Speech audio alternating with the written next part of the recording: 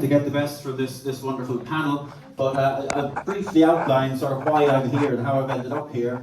I have no racing background, and really my passion since I've been a teenager has been better understanding everything to do with thoroughbreds, with racing, with breeding, with betting on it, with every conceivable aspect. That's been my passion.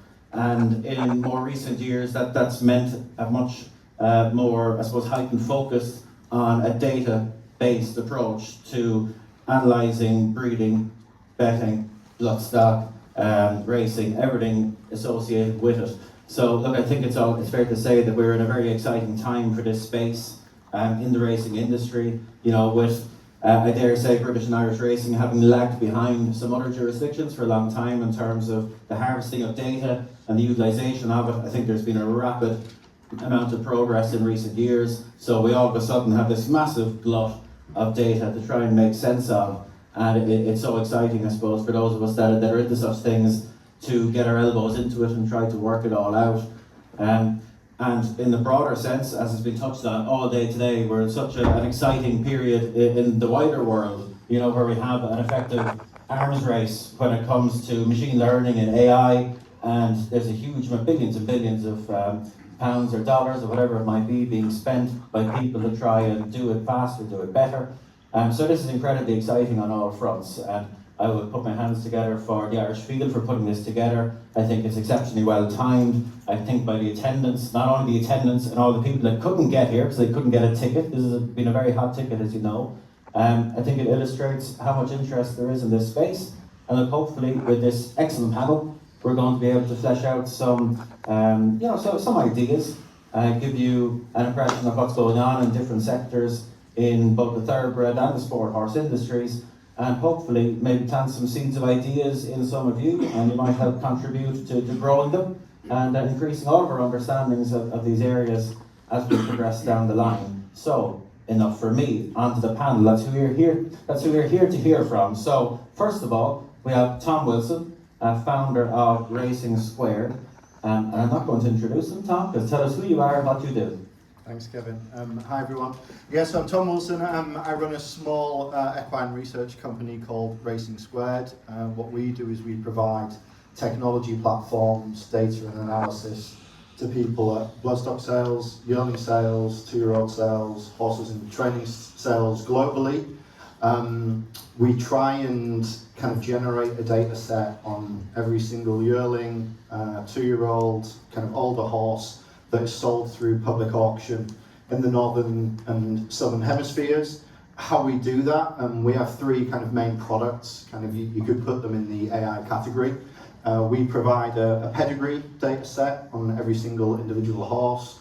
That is a machine learning model that kind of goes through 5 generations of the pedigree, generates a series of factors and features, and then provides a pedigree score and a pedigree rating per individual. We have a model and a rating system that actually also evaluates breeders and where horses are bred, and consignors at yearling sales as well. And then a series of computer vision models. We use them firstly to generate a series of data from the horse's walk, so from their parade video, either pre-yearling sale or at the point of yearling sale. We generate thousands of data points on the individual horse from that model. It's kind of like an annotated key point model, computer vision model, where you have almost a skeletal structure that's overlaid onto the horse as it walks, and then you can generate a series of data points from that. We also have a series of models that look at the shape of a horse as well. So we're doing what you call a 3D mesh. So for every individual horse that's sold, we're generating a 3D representation of that individual. Also taking a series of data off that and running it kind of through machine learning models in the cloud to get some scores on it. And then also a confirmation model where we're looking at the confirmation photo and image of the individual horse, measuring different proportions, bone lengths, joint angles, and things like that. So yeah, excited to tell you more and to kind of join the panel in discussion on some of these aspects in terms of how data and AI can be used in the selection process. Thanks very much, Tom. Right, we're going to keep moving down the line. Dr. Sonja Egan, Head of Breeding, Innovation and Development of Horse Sport Ireland. Tell us more. Thanks, it's been delightful. So yeah, look, I guess my own background was I have a PhD in equine health and biomechanics, and one of the key things that I learned throughout that was this applied nature. So how do we take research and apply it? So when I joined Horse Sport Ireland as the head of breeding, I kind of looked away from the biomechanical elements and kind of thought, what are the low-hanging fruit here? What can we do?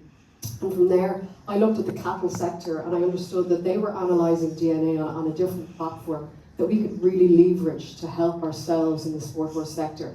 So that we can breed to try and maybe prevent horses having certain heritable diseases, and maybe in time then we're looking at inbreeding, we're looking at generating these breeding values. So a lot of the work that we do in Horse Sport Ireland, it's very focused across the spectrum, so it's holistic. We're very lucky that it's a national federation, so we have high performance, we have breeding, so breeding to help uplift all of Ireland in terms of breeding schemes. We have stud books and we have a coaching department, so it's all about that work together. So what I was able to do basically was tap into the different areas in the organisation and go, how can we take the information that we have to give the breeder more information about the animals that they're breeding and help them to make better breeding decisions. And in some cases that's performance, in some cases it's a rare breed and you want to keep down the inbreeding, and then in some cases it's general health. So that's really what we're coming to here, and I guess where I'll kind of feed into the conversation a little bit more when it comes to breeding is your kind of heritable disease, how we can tag that, say for example with the Connemara pony, it's helping them do things like identify hoof-foal separation disease and making sure that they're not breeding that into their population. Maybe it's another piece of research, someone's interested in colour, tagging that type of thing. And I know you asked me earlier a little bit about gene doping. So these are all of the things that we need to be aware of, and then how data analytics and indeed AI can feed into that. Perfect, thanks very much, Sonja. And last but not least, we have Anna MacKenzie, bloodstock data scientist with Pythia Bloodstock. Tell us more. Hi, I'm Anna MacKenzie. I'm a data scientist at Pythia Sports. I've been there for 3 years now. Originally working mostly on the horse racing models and recently moved more into the bloodstock side of the business. I've got background of sort of 7+ years in working in mathematical modelling, coming from an engineering background, and also having a racing background myself, having owned horses, worked in racing, and for some reason still riding point to point. Pythia is a global data science company. We build machine learning models to try and predict the outcome of sports events, largely for horse racing as well. Pythia's been going for about just over 10 years, but the parent company has existed since the 1980s, so we've got a pretty long history doing what we're doing. We provide these kind of quantitative services to a large wagering group. We also have a B2B business that does risk management for bookmakers. We've got a partnership with RMG where we provide models for in-running data. We've also got a sort of huge global database covering pretty much any thoroughbred and other racehorses that have ever raced anywhere in the world, going back for decades now. We have a video analysis team that works every day out in Hong Kong analysing pretty much any race that's going on, track work, sales. We basically are interested in trying to gather and ingest as much data as possible, whether that be GPS data. We were one of the very early clients with Will with TBD, and stride data, training data, anything we can kind of get our hands on. And then in 2023, one of the directors of the company got the opportunity to get a Griffin license for a racehorse in Hong Kong, and he came to us and said, well, can we not apply the expertise that we've had for all this time trying to identify ability and potential in horses in racing? Could we not take that and apply it to buying horses? So we decided that the best place for us to start would be the breeze up sales, because we felt that that was an area where you had the most data available for us to try and learn from. So in 2023, we bought 3 horses for him, one of which went out to Hong Kong.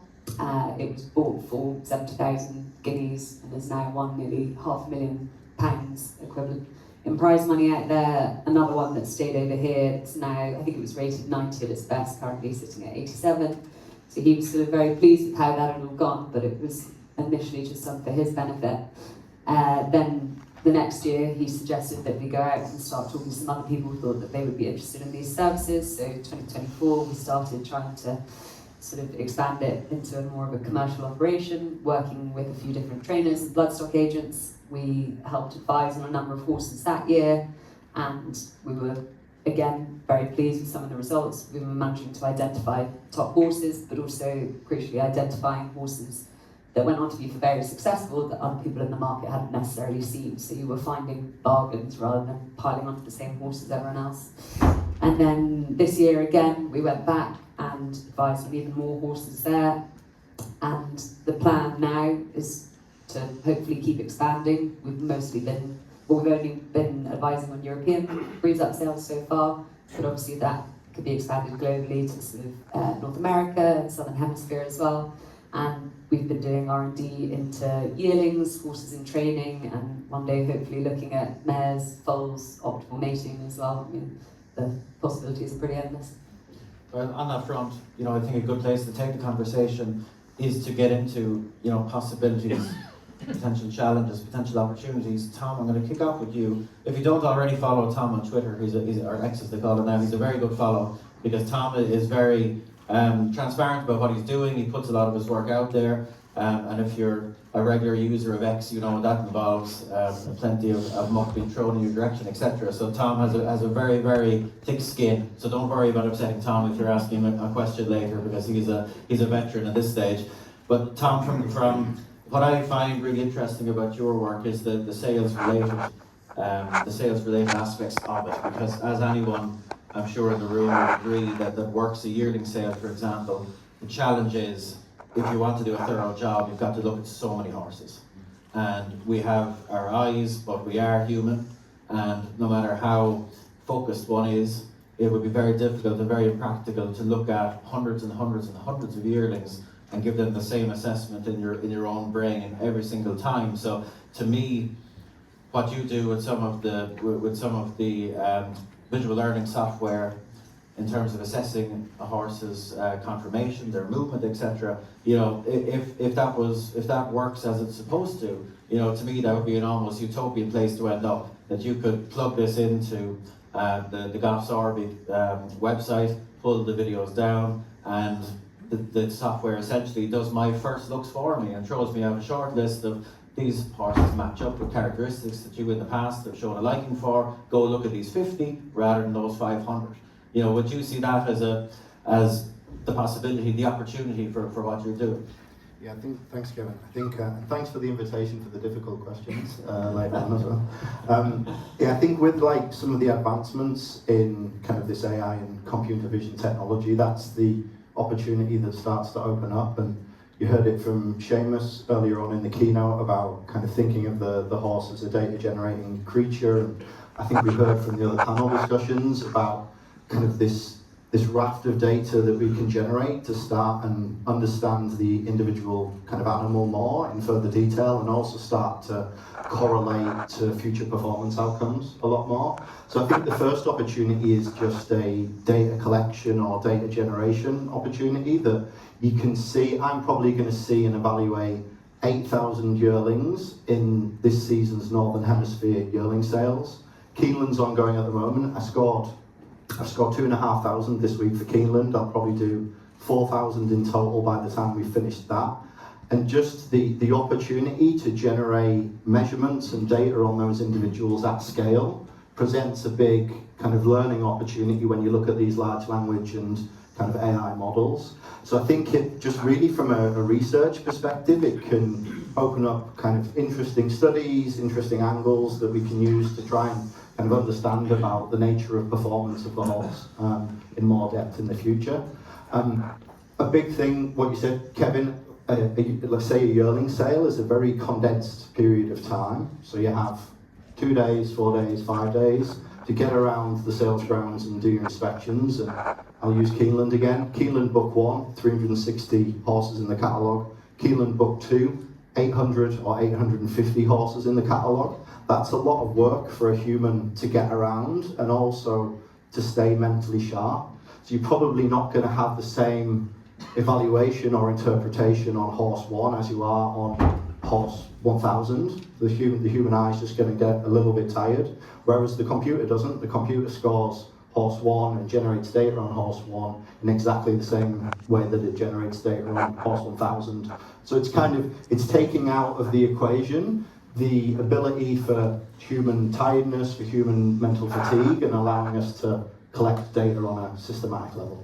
I suppose that's the concept, and as mentioned, I would consider a positive outcome in that to be unbelievable, a game changer. But then the other side of my brain that I suppose can be a little bit skeptical, because we've heard it all through today, the importance of accuracy of harvesting of data. We all know, any of us that have been, on the sectional time train there, see Mark Boylan smiling down at the front there, the issues that we've had over the years with accuracy of distances and various other inputs that are just, when they're not correct, it renders the whole sample flawed. So when I look at your the computer vision software, the outputs they throw up, and if you haven't seen these, if you go on to Tom's social media, you'll see them. They look so cool. They essentially place markers on important points of the animal and then tracks the movement of the markers as the horse walks in front of the camera, and that's where the readings come from. But I suppose my own concern would be, how much faith can you have in a software to make sure that those markers are on precisely where they need to be every time, given that the input video, is probably not going to be uniform, given that there's so many, the margins are so small. As anyone that deals with data in thoroughbreds know, when you're trying to compare 1,000 horses amongst themselves, the margins you're going to be dealing with are teeny tiny millimeters, 0.1 of a second, 0.01 of a second, etc. So for it all to work, I suppose you need to have full faith in the software you're using. Where are you on that at the minute? Do you have that faith? Do you think it's still moving towards a point where you'll be perfectly happy with it, or? So I think that's a continuous journey, and I think it's a real development also as the technology progresses as well. I can share a couple of anecdotes from the past, and I shared one with you before. When we first started, what we do is we run these kind of parade videos through the software, and then it gives the horse an evaluation and a score. In one of the first models, we saw that it was scoring one group of horses all exactly the same, and now they're individual kind of entities in themselves, they shouldn't get the same score. And what we worked out was that it wasn't actually scoring the horse as a subject, it was scoring the barn in the background. So it was Newsells Park, and it was scoring all of this subset of horses from Newsells Park with exactly the same kind of biomechanic evaluation score. And so what we had to do from that was, what we have to do is green screen the background. And actually what you do is you do something called image segmentation, where you purely take out the representation of the subject and you remove all of the features in the video. Like when you feed a video into a computer vision model, the AI will just score what it sees. So if it sees a barn a couple of times, kind of on repeat, and it's seen positive performance outcomes from a horse walking in front of that barn in the past, they'll say, oh, well, that's going to be a good horse because it's in front of that barn that I've seen again. But you only learn these limitations by actually deploying these things on the ground and going through the pain and going through the failures. Another example, we also saw a very similar example, where it was scoring horses with the same handler in the same way. So it was actually looking at the person who's handling the horse in the kind of the yearling parade and saying, oh, I've seen that handler before, so therefore that must be a good horse. And they had good horses in the past, that therefore must be a good horse. So you learn these things on the way, and then you can improve the models and the way you prepare the data. Another key thing is surface. What we also learned is that the surface the horse walks on influences the gait profile, so it influences the measurements you take on the horse. So you have to normalize for, is it walking on turf, is it walking on the road, is it walking on dirt? So I don't know if I answered your question, but the answer is it's a continuous learning process, and the idea is to get better and better, to get more accurate data, and to always correlate it to outcomes. And if it's having a predictive influence on outcomes that's of benefit to people, and it progressively improves over time, then I think that's kind of the mission of what we're here to do. Gosh, that answered it really well, and your final point there was a nice setup for the second part of my question. Sorry, I told you were going to get it all now.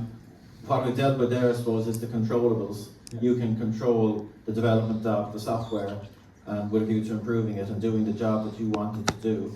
But my other concern, I suppose, with standard analysis is the uncontrollables, i.e. the horse. And what I mean by that is, again, anyone that's out on the sales ground inspecting yearlings will know that if you pull a yearling out, 10 minutes after it's been made available to show, it might give you a very different show then than it does, 3 days later when it's had 150 shows, might be a bit tired, might even be a little bit sore. How can you ensure that, and even from one show to the next, a horse can get its tail up and maybe get its head up and not quite show as well as it did from one show to the next? How do you overcome that? Are you taking multiple videos of the same horse?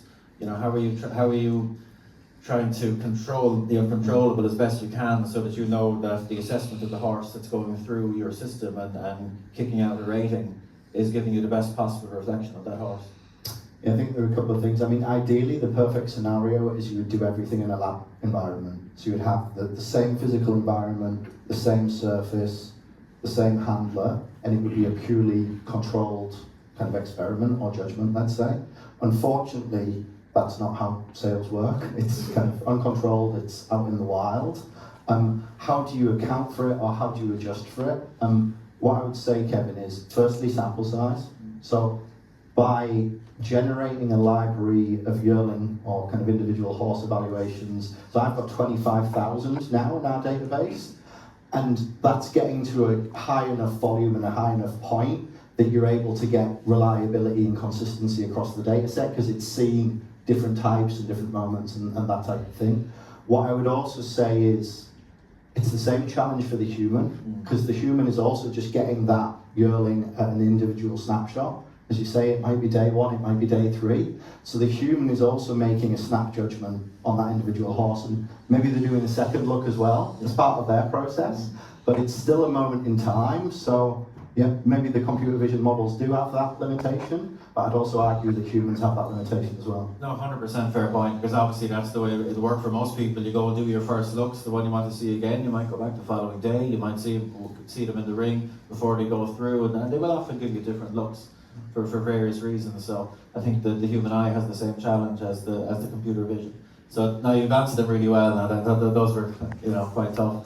But Sonja, you're in a great position, because I don't know nearly as much about your subject, your expertise subject as I do with, say, racing and breeding. So I'm going to ask you a nice broad question, which is maybe even more difficult to answer. What would you view as the most exciting area of opportunity when it comes to, I suppose, the subject matter of this discussion? Yeah, so I guess for me, I'll come back, and it's kind of an easy answer for me, and it's something we've been plugging away at in Horse Sport Ireland for a little while. We're quite fortunate in that we get funding through the Department of Agriculture for certain initiatives, and one of these initiatives was what I was talking about earlier, which is where we transitioned from a technology called microsatellite DNA analysis to SNP, single nucleotide polymorphism. Sorry, it's a bit of a handful. DNA analysis, and in simple terms what that means was when we received hair from horses to parentage verify them for passporting. On the old system, we looked at around 14 to 17 markers. Okay, so there's a small window, and you use those 14 to 17 markers to say, this is your sire and this is your dam. And that's all you needed. Done. What we looked at was the cattle sector, and we'd seen they were using this technology called SNPs, and they had developed their own chips to analyse the DNA on, and they were able to spin out a whole load of breeding indices. So some of this was milk yield, it was carcass weight, it was fertility indices, and they were able to decide on meeting pairings on that basis. So what we did was we began to build up a bank, in essence, in 2022, kind of behind the scenes. No one really knew we were doing it. Well, I mean, the department knew we were doing it because they were funding it, but the breeder didn't, where we have a back catalogue of hair samples, and we'd start to go, okay, who is breeding? And we'd put them on the SNP technology. And then, in essence, we have used that now to parentage verify, and I kind of missed the key thing here. The reason you want to use SNPs is because when we went from 14 to 17 markers, all of a sudden we have 80,000 markers on one horse, okay? So we can quantify some of those markers. We know about 300-400 of those are used for parentage verification.